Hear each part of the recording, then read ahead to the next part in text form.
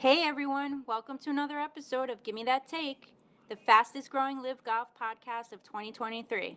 Stick around for more takes like this. Kind of a letdown for us, obviously, but Yeah, you like to see one or two of them up on the leaderboard just to show it. Live is more than relevant, and they are. They've already proven that. We know that they've proven that in every major this year except this one. Which live But player who was cares? the highest British Open. finish? it's Hendrik Stenson, I think, finished best. I think he finished Oh, tied 13. Yeah, T13. There you go. So, shout out Majestics. yeah. Yeah. I mean, we just to talk about how boring the tournament was, and none of the live guys being up there. Like without those names on the leaderboard, I know it's stupid, but we're so spoiled to see every single weekend Gooch, Koepka, DeChambeau, Johnson every single week on the live leaderboard. 1, 2, 3 of these guys are up there, so it's always exciting. But when you're seeing guys like Seb Straka and Or Matt Fitzpatrick's younger brother, right. like he was in like fifth place for a while. Like nobody wants to see that.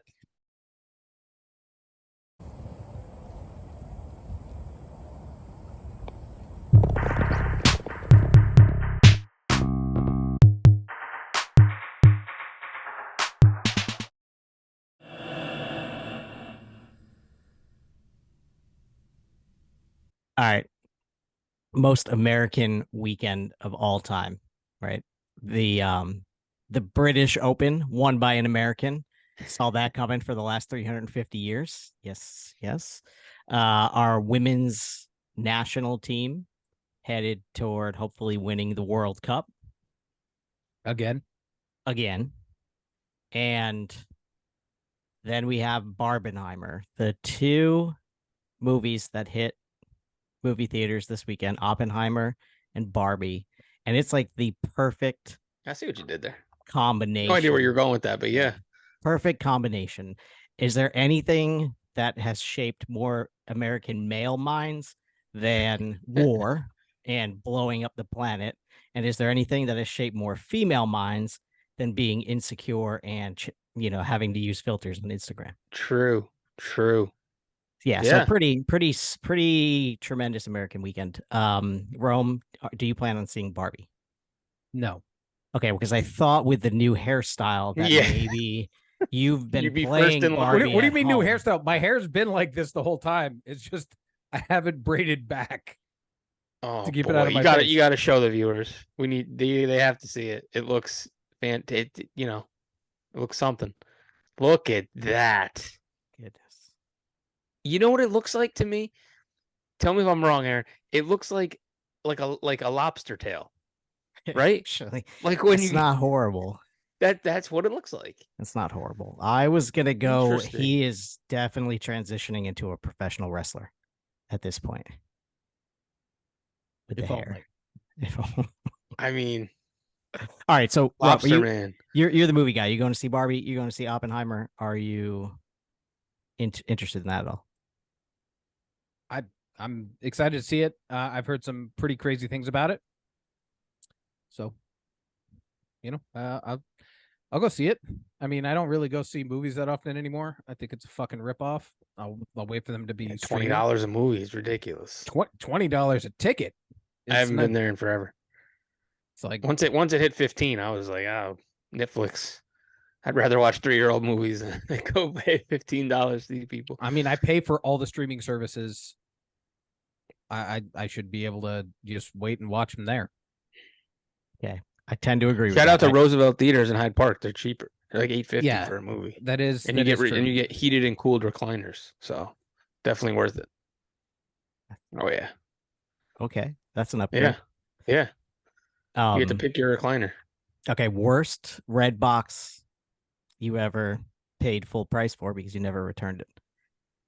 Jay, The Secret Window. Gotta be up there. Nobody would ever know what happened at the end of that movie. Right, Rush? Wrong Turn 6. Yeah, I was about to say. I've never seen it. I would say. One of it's those. Definitely something that you've never heard of. Jerome, You've never heard of Wrong Turn? You ever heard of Wrong Turn? Because we With watched Eliza all, Dushku. we watched Great 4 of movie. them. The No, first one. I remember that movie came out. Yeah. Yeah, there was 6, and they were all phenomenal. And I loved every one of them, and I watched all of them. And all I do is get made fun of, but they're all phenomenal. They get better with age, like fine wine, baby. Love those movies. Whatever wine you're drinking, you should stop. Box wine. That's the only thing is New Religion will allow it. That's weird. God. This will never be as toilet bad wine. as what we got over here. That hair is unreal. How long have you had that, honestly? Had what? Long The hair? lobster tail. It's a braid. It's Yeah, but it kind of fans out. It's like Oh. Okay. See, now he's going full on wrestler. like it's just hair. Like Tremendous. It's actually really nice hair. it looked very different. Yeah. I didn't. Okay. it's just there's nothing special about it. It's just braided. Oh, it's special. It is special. It's special. Okay. Congratulations, Brian Harmon, on winning the British Open. Jay, I know you were up and watching. The guy was bound to win something. He's been in a lot of top 10s. He's got a great game. He's a small guy. Lefty, that putter is the size of a spaceship. I mean, it's unbelievable, but he putted great. He had an awesome week. He deserved to win. Nobody else deserved to win that. So, I mean, the guy had, I believe it was full from start to finish, right? He had the lead. Yeah, I mean, basically, Yeah. he was not in the lead after day 1, but he was. Oh yeah, Fleetwood, basically. right? And Yeah, and he was, like, which I right would have there. loved to see, and he didn't really move. I think he was 5 under day 1, and I think he pretty much finished around the same at the end of the week. But yeah, Brian Harmon played a heck of a weekend, and he deserved to win. It still sucks. I like him. I don't mind him. No, I know, but it still sucks when the leaderboard is whack and Oh, there's not really anyone to absolutely. root for, and the tournament's kind of a runaway. You know what it is? I It's mean- McIlroy and Rahm playing mediocre golf at best. They're not doing anything fancy to go after Harmon. It was just stupid. It was very blah and dull. That's how I saw it.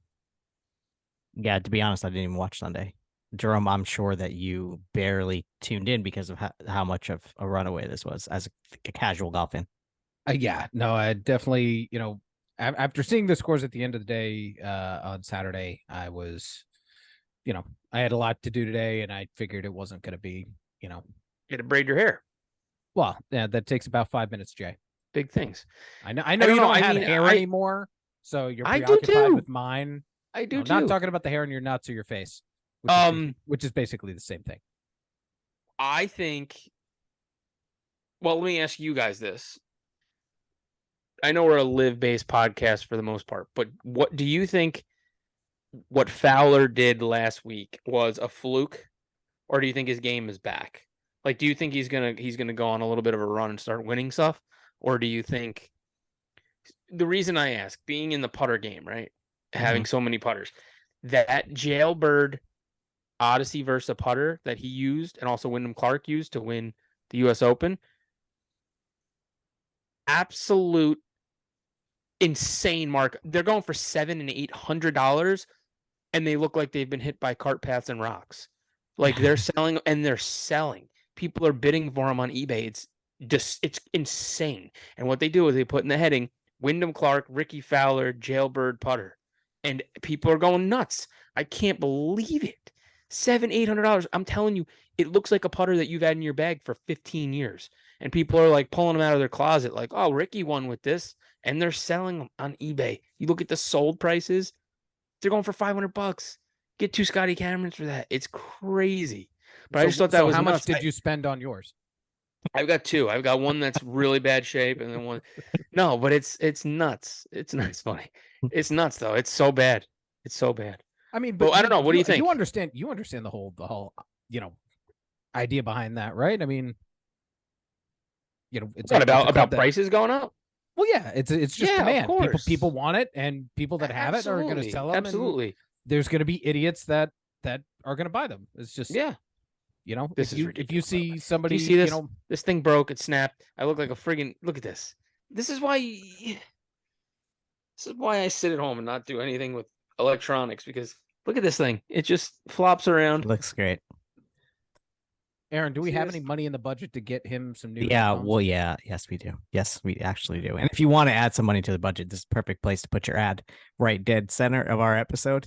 So no free ads, but if you want 1-800-333 new headphones. Yeah, if you You want us wanna to wear your advertise headphones, your- You see this? let us know. your guardrail business maybe or something like that, signs Hey. hanging, sign hanging business, Yeah. whatever you got out there. Yeah, I mean, yeah. if there's a website out there that sells hand-me-down putters and stuff like that, let's get Yeah. Jay as the spokesperson. Let's make something happen. Absolutely. All right. Live golf. Well, let's talk about our picks, which were like a nightmare disaster. Oof. No, none of us had anybody who was remotely near the leaderboard at any point throughout the entire weekend. So we can all eat shit, as they would say. The Live guys who did well, of course, Lori Cantor, the fucking guy I hate the most in Live golf, saying a lot. Patrick Reed played pretty well all weekend. Steady Patrick Reed instead of like, I think he's such a good scrambler, and on that course, you're missing so many greens that gave him, an advantage. Yep. Whatever you want to say, played into his strengths. Didn't give him an advantage, played into his strengths. But yeah, everybody else was just non-existent for Liv. So that was kind of a letdown for us, obviously. But Yeah, you like to see one or two of them up on the leaderboard just to show it. Live is more than relevant, and they are. They've already proven that. We know that they've proven that in every major this year except this one. Which Live Well, player who was cares? the highest British Open. finish? it's Hendrik Stenson, I think, finished best. I think he finished Oh, tied 13. Yeah, T13. There you go. So shout out Majestics. yeah. Yeah, I mean, we just to talk about how boring the tournament was, and none of the Live guys being up there, like without those names on the leaderboard. I know it's stupid, but we're so spoiled to see every single weekend Gooch, Koepka, DeChambeau, Johnson, every single week on the Live leaderboard. 1, 2, 3 of these guys are up there, so it's always exciting. But when you're seeing guys like Seb Straka and Or Matt Fitzpatrick's younger brother, like he was in like 5th place Right. for a while. Like nobody wants to see that. John- He's a nice guy, Alex, but I mean nobody wants. Yeah, John Rosner, or like who I don't even know who the hell these guys Antoine, whatever. are. Right. Yeah, It's just not as fun, not as interesting for the casual person. but that's the kind of field you get with an Open too, the British Open. You get a lot of guys from the European tour, like people you don't really see often. Yeah, we talked about links last time and how it was going to be definitely a different type of game. Yeah. And the weather, of course, played a big factor. So Harmon getting out on Friday morning versus Friday afternoon was huge because the weather was so much better. There was no wind really Friday morning, so he got to play in the best conditions on Thursday and Friday, and that helped. He was a super lot. steady though. Super He steady. played all stuff. Even when he came back to the pack there, and like the lead was 3 or 4. It was like 3 or 10 and 4, right? 6. Yeah, something like that. He just birdie, par, birdie, and just put the thing out of reach like real quick. So yeah, never really sweat it, I guess. We have 5 weeks left of the Live season and a pretty tight race for overall individual title. I don't know if you guys got a chance to look at the standings, but you won't be surprised at who the top 5 are: Taylor Gooch, Cameron Smith, Brooks Koepka, Patrick Reed, and Dustin Johnson.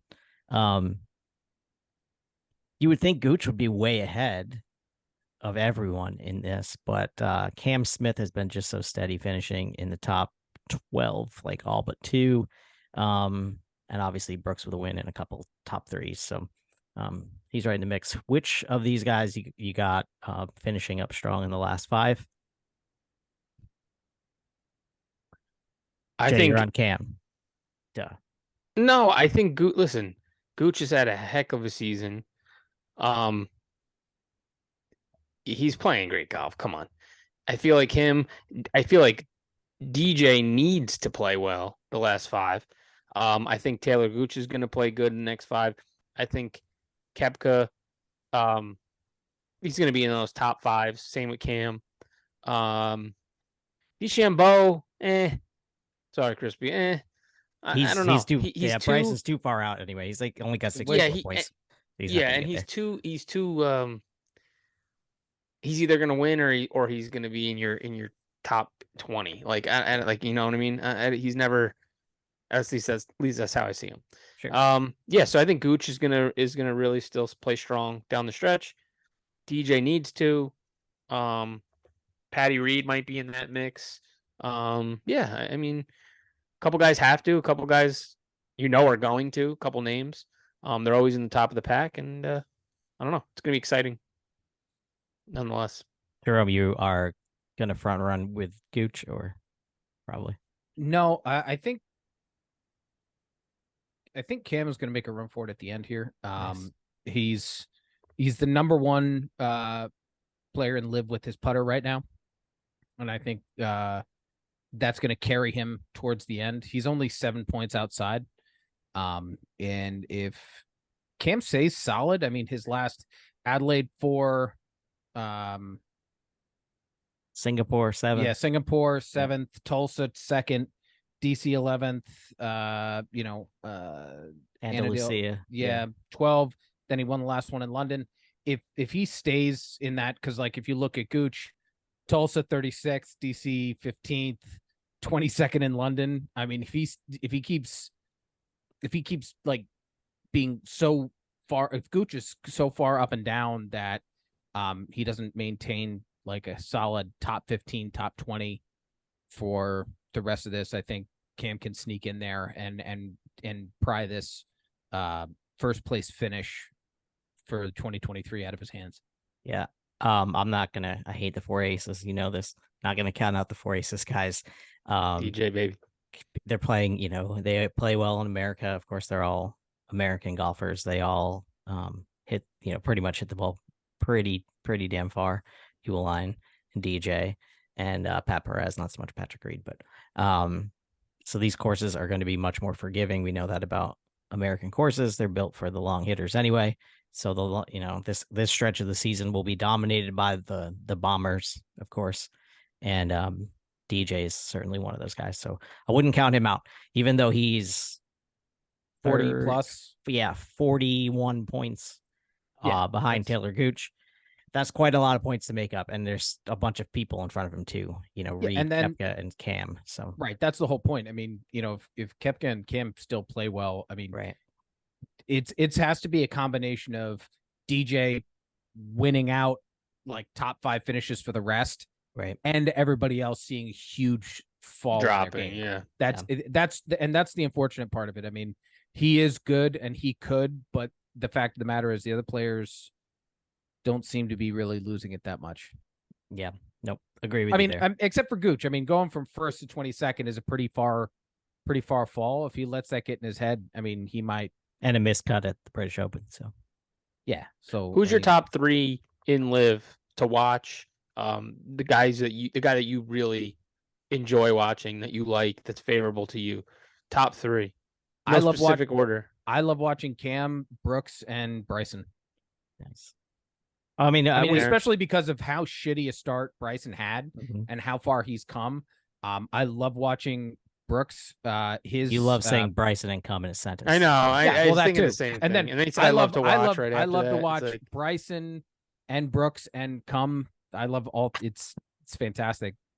Especially because they hate right each on your other. lobster tail. They hate each other so much. Brooks's wedge game is fantastic, and I love to watch Cam putt. I mean, I wish, I just one day I wish I could spend just like learning what 5 minutes, right? Just like 5 minutes. Yeah. Teach me one thing. Go ahead. I have a better question for the viewers too. Comment down below. I want to know. You have somebody to drive the ball, somebody to approach, and somebody to putt. What's your LIV team? Ooh, I'm pretty sure I just said all 3. Well, Cam's putting 100%. Yeah, Jerome might be onto something. Bryson to hit it off the tee. And Brooks, the approach. Brooks Really? He's a little inaccurate. Yeah, But okay. Yeah, he's a little inaccurate, but that's okay because you got like the best ball striker ever in Brooks Koepka right behind there. So if the lie isn't perfect, and you're putting him inside like $150 all the time off the tee, and then Brooks being within 25 probably feet or something like that, that's Cam all day. So yeah, I think you're right. Bryson, Brooks. I mean, I think Brooks and Cam, no doubt, those two. Off the tee though, you might, I mean, you could pick somebody else. I mean, DJ I is could great DJ off the tee. If you want TJ off the tee. What about you, Nice. Aaron? Is that yours? Yeah, no, I'd rather have Sergio putting and Abraham answer I gotta stick up for my team, man. I mean, come on. Fireballs for life. You're the only one. Actually, I've actually really enjoyed watching Answer play. He's played decent in some of the, a couple of the rounds in the majors too. And he's played all right, across the board this season. Whereas he probably like middle of the pack here. Where we get Answer? Jesus. Not middle of the pack. 41st. Yeah, 41st. But a 20th and a 16th and a 20th. He's rounding into form here a little bit more. And he had a win in the winter in Saudi Arabia right before the season. So he's had a good year of golf. He's doing better than Phil, so there's that. Yeah. But he's definitely one of my favorite guys to watch because again, he's not a big dude. I'm not a big dude. And so he gets out there and hits, at 5'7", he's hitting the ball out there with a lot of the other guys. So pretty fun to watch for me. Yep. Yeah. All right. Who played golf? I played golf. Yeah. How'd you do? I shot a 48 this morning. Okay. What went wrong? It's the short game. I'm doing really well with my driver. My irons are doing much better now. It's being able to gauge how much to put into chipping to put myself in a position for a good putt. I found myself just hitting it too hard and sending it to the other side of the green, and then I got a putt, and I mean you guys have seen other people golf, you know what I mean. So it's the short game that I need to spend a lot more time on now. And hopefully while doing that, not losing this stuff that I'm doing well at the other stuff. So it's I love golf. What like Jay, what you don't practice, but if you did, how would you help somebody who's having trouble like just off the green, so like 20 yards and in, those That's my favorite. That's my favorite shot. Shots. Yeah, those touch shots. I love that. That soft hands, the bump and runs, the flop shots, those make me excited every single time. So on course stuff is, I think, the best way to learn in those situations. Deeper stuff right around the green, in the fringe, depending if you're uphill, downhill, how you want to land it, where you want to land it, undulations in the greens, left to right. You got to know where to land the ball.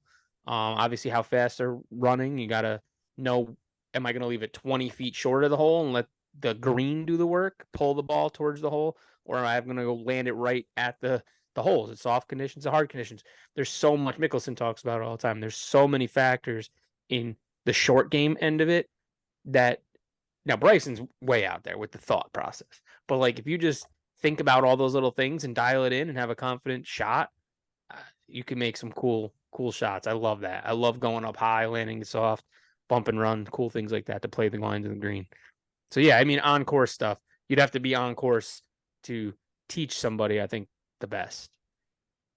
But if you don't want to waste a shot, like, you should find the easiest path to the putting surface. So like if you're right, like if you had to go back and learn or whatever, you would want to learn how to avoid the disaster through the green, or yeah. I feel like short game is so important because like when I was learning the game, I wouldn't necessarily feel like I need to hit the green on an approach on a par 4 and 2, because if I knew if I got around the green, I can play a short game shot close to the hole and tap it in for par, or at least have an under 5-footer for par. So that to me was almost like a safe haven. Like, I know that if I just get around the green, I can get it up and down. So I never really worried about, okay, you got to get it on the green. So I know if I miss my first putt, I can have a second putt at it. Putting was never my forte in my game when I was younger, especially. And my short game was around the green, get close. So really just, it was kind of like a hit the ball as hard as you can at the hole and see whatever happens, and you can get up and down from there. So always a thought process, even today, that I still kind of have in my head. Where my game's at, I hope to get on the green and have myself a birdie putt. But if not, I don't worry about it too much. As my handicap has like gone down, I've found myself on my approach shots, like hoping wherever I'm hitting the ball into the green at, I'm hoping that my miss is in the bunker now, because I'm just so comfortable. And I know I can almost, probably like 60% of the time get up and down from the bunker for par, which is perfectly fine. Like at this point in my game, like taking a par and going on to the next hole is amazing. So not leaving you hear that myself a lot in professional golf too. Yeah, like they're like, oh, go in the bunker, get in the bunker, because they want it in the bunker. Because having that like 20, 15-yard shot, that touch shot is so hard. If you don't have, you either have it or you don't have it. And when you don't have it on the first time you have to do it, and then you got to do it like 14 more times throughout the day, then you're done. You're done on one. It's such a mental thing. And so, you either have it or you don't. I think that's like what you were saying. Like you feel comfortable. I played Apple Greens 9 holes before work on Wednesday or Thursday. I don't remember what day. I ended up playing with one of my driver's fathers, which it was cool. Had no idea, but went 1 under on the East course. I went par, birdie, and then parred out. Played really, really well. Felt like when you walk off 9 holes or going into the back, you're like, I'm gonna shoot the round of my life. I wish I had time to play another 9 because every single thing worked. When you get to a point after 4 or 5 holes where you're tapping pars in and you're like mad about it because you could have birdied, you're playing that well, everything's working. You're almost just like, I'm on cruise control. It's a good feeling, but been playing some good golf. I should be getting my blades in this week, end of the week. So I'm excited finally after a couple months. Here's what you need: more golf. Money. My God, you have a Barbie problem, except it's. I do. I've been selling a lot of clubs though recently. Yeah, I bet you have. Yeah. And trading to get more. Yeah. So yeah. At JMac3180 if you're looking to buy. I have a marketplace domain if you want to get on there. All right. Jerome, we made it to end the show. So what do they do? Thank you so much for listening. As always, hit subscribe, hit the bell in the corner so that you get notifications when we're posting. Please follow us on socials. Like Jay said, let us know in the comments. Talk to us. He loves when Aaron sends him. When I have to send him because I can't read them. Photos of the comments. I don't even know how to read them. He can't seem to find it on his own. We absolutely do it for me. Get me all pumped up. I want to read them. Thank you so much again, and let us know what you want to hear more of. 2 weeks. Get out and play golf. 2 weeks. 2 weeks. We will be hopefully. And we will hopefully be on a live. Tomorrow's a big day. Yeah, tomorrow is a big day. Find out some big information. Yeah. So we might have a little breaking news something tomorrow. Yeah. Just a little teaser. Hopefully. That's what they call a tease. Yeah. All right. Let's get the fuck out of here.